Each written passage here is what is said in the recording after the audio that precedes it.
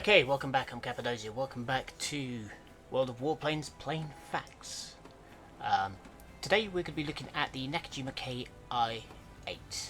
And this video is going to be slightly different from the last video. It's going to be a lot less rambly because today I have notes. I've actually made some notes on this aircraft so we can have a quick look at what it was, what it did, where it came from. Now, the ki-8, the development began in 1933. It's an all-metal two-seater aircraft. It has low inverted gull wings, so slight lifts on the wings as well, with a fixed landing gear. It was designed as a two-seater fighter aircraft with two 7.7, officially 7.7mm guns on the front and one on the back, which is basically 303, the Japanese variant of 303. It was designed around concept of the essentially fighter with a defensive gunner. The unfortunate thing for this plane is it never really got very far. Only 5 of them were ever built. There were a few issues to go along with it. The first thing was the pilots didn't like it. It had aerodynamic. They questioned its aerodynamic instability. Which was problematic for it. So, got an unstable aircraft, it's harder to hold it in level flight. When you're twisting and turning in a dogfight, you're not necessarily going to know what it's going to do, and you can have all sorts of issues that come along with it. If it's you want it slightly unstable so that it turns quick, but you don't want it too unstable because otherwise you can end up flipping the thing, which in combat, if you're not intending to roll, that's not a good thing. If the plane is deciding what it's going to do and you're fighting it, that's going to cause problem in combat.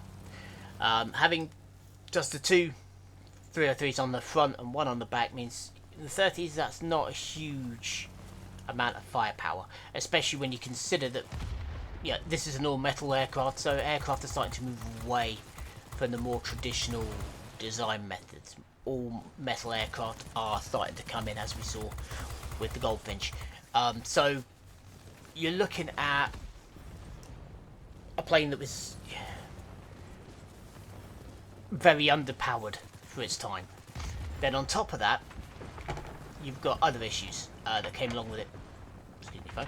It was also plagued with manufacturing defects, which is never a good thing. So parts not working properly, not fitting properly, parts being a lot weaker than they were anticipated to be, and then you have a lot of malfunctions that came in as well, so that those two go hand in hand. I've read reports, I can't remember where I found them now, but of engine failures, problems with the tailplane, problems with controls, just cables snapping, things like that. So this plane was essentially on a hiding to nothing.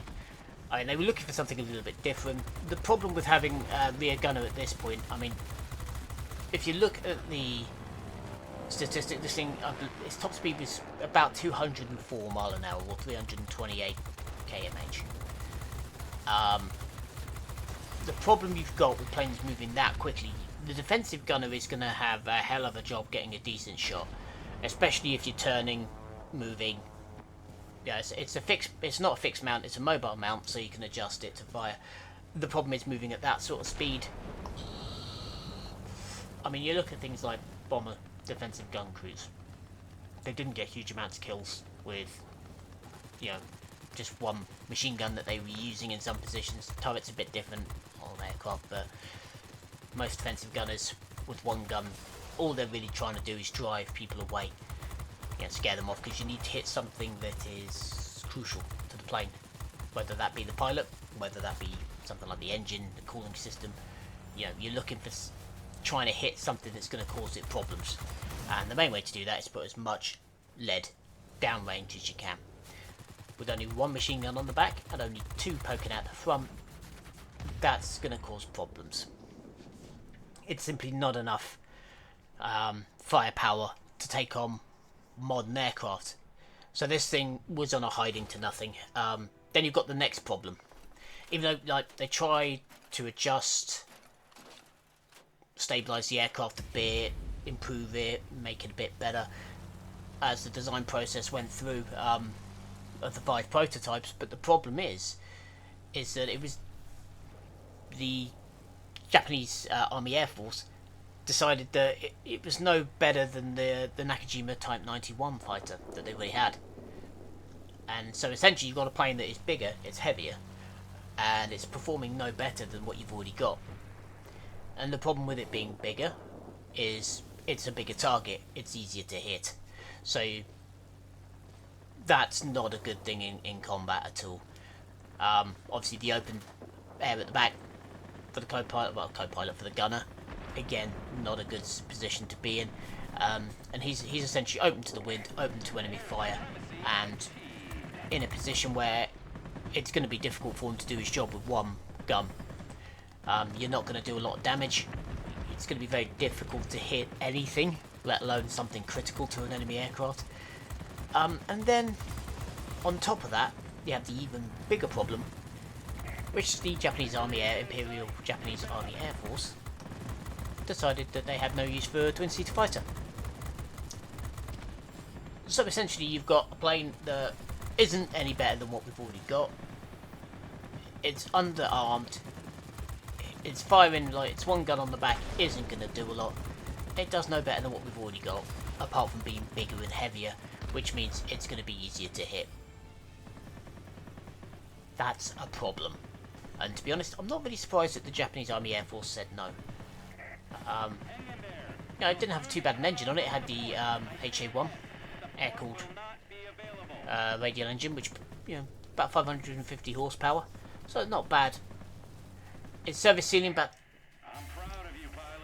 just shy of 29,000 feet, so 28,700 plus change.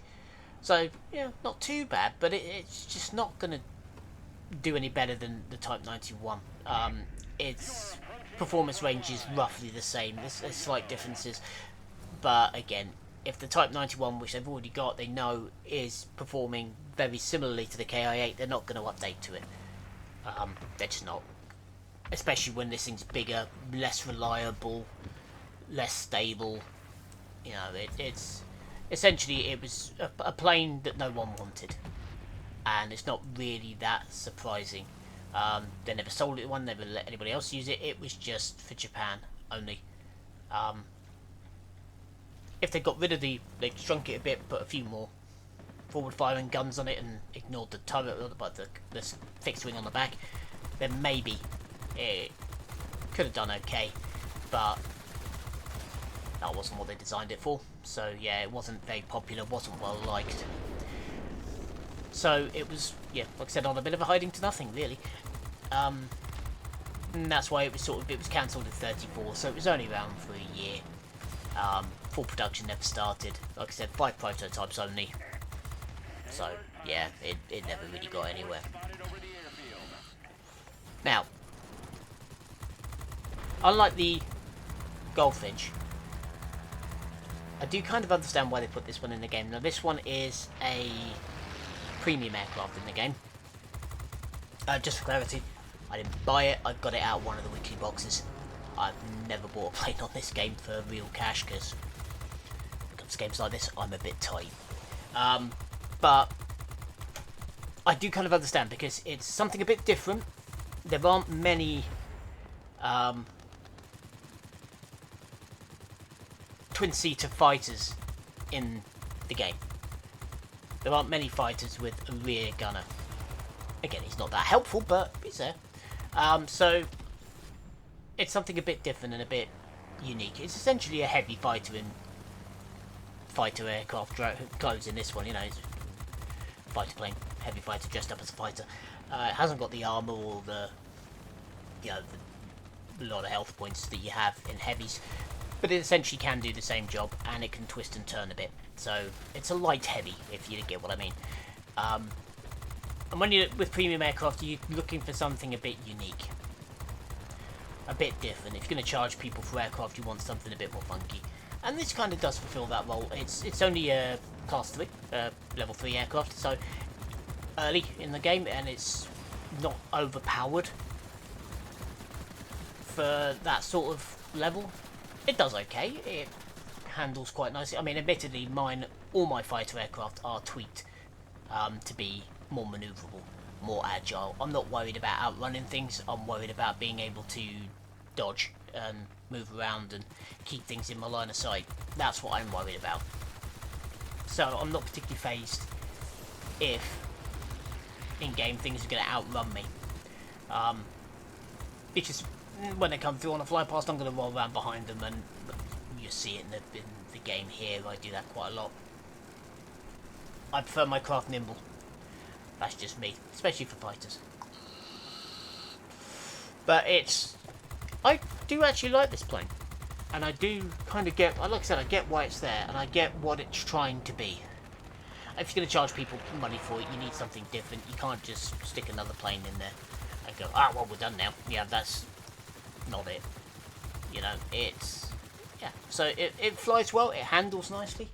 I think what they should do on it is make it, I mean, admittedly, my engines always get shot out, but then I use a lightweight engine, my wings always get shot out, but again, I use the lightweight wings, so it's not really surprising. But I think they should make it less armoured, give it a bit more health and a bit less armour, to kind of go with that history of malfunctions that come along with the plane. Makes it a bit more realistic as things get shot off it. The fact that the gun is should be quite easy to hit as well, because he's obviously got nothing. I mean, if you look at the plane and you see it in pictures of the aircraft all the time, he's got no protection on the back, so he should be basically fairly easy to hit. Got a lot of noise going on outside today. Yeah, so the ki-8, I get why it's there, I understand. Unlike with the Goldfinch, I didn't quite get why they put that one in there, but this one I did.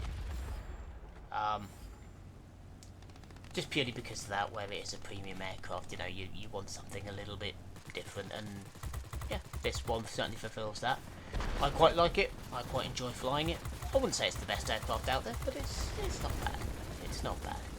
And it does what it intends to do, so yeah, what more can you ask from it? But yeah, anyway, I think that's up on this one. There's not really a lot of information around about the ki-8, just purely because obviously it's Imperial Japan.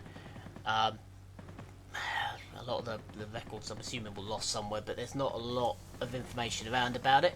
I've read a few different bits and pieces on it, but not a lot, just because there's not a lot out. If anyone knows any more, and if anyone wants to point me in a direction of a decent tome of which I can study a bit more on it, I will be more than happy to read you this video with a bit more information. But I've got all the information I can that I've managed to collate on it from different books and things, but there's just not a lot out there. To be honest, there's a little bit more than is out there on things like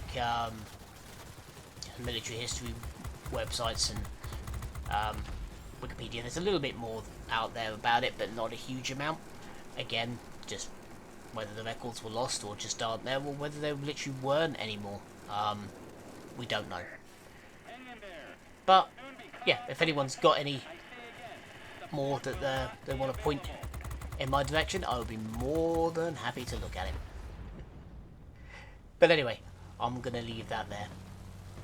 So again, just to sum up, I get why it's there, I like it, it's not bad, and it certainly does the job. And again, where it's premium, I understand why they picked something a little bit more exotic rather than one of the more standard Japanese designs, should we say. But anyway, I'm going to leave you to enjoy the rest of the flight. Thank you for your time. For the minute, I've been Cappadocia, signing off.